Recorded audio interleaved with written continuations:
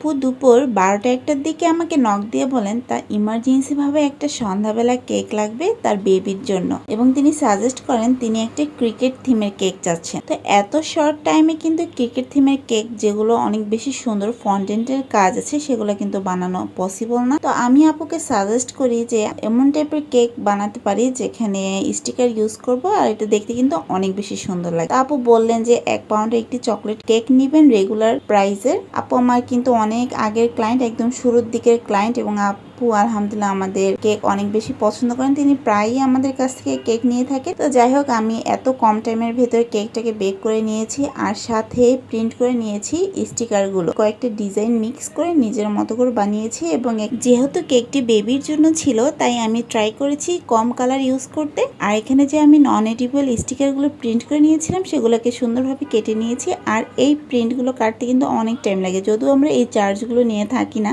আর আমি এখানে একদমই হালকা একটা গ্রিন কালার দিয়ে উপরটাতে গ্রাস দিয়ে দিচ্ছি, ঘাস দিয়ে দিচ্ছি, এবং এই ঘাস ঘাস ডিজাইনটা দিলে কিন্তু কেকটা অনেক বেশি সুন্দর লাগে। আমি এই প্রিন্ট গুলো কেটে সুন্দরভাবে একটি স্টিকের সাথে সেট করে নিয়েছি। এরপর আমি কেকের উপরে প্রিন্ট গুলোকে সাজিয়ে নিলাম। তো আমার কেকটির ফাইনাল লুক কেমন হয়েছে কমেন্ট করে জানাবেন, এবং লাইক ফলো শেয়ার করতে ভুলবেন না। ধন্যবাদ সবাইকে।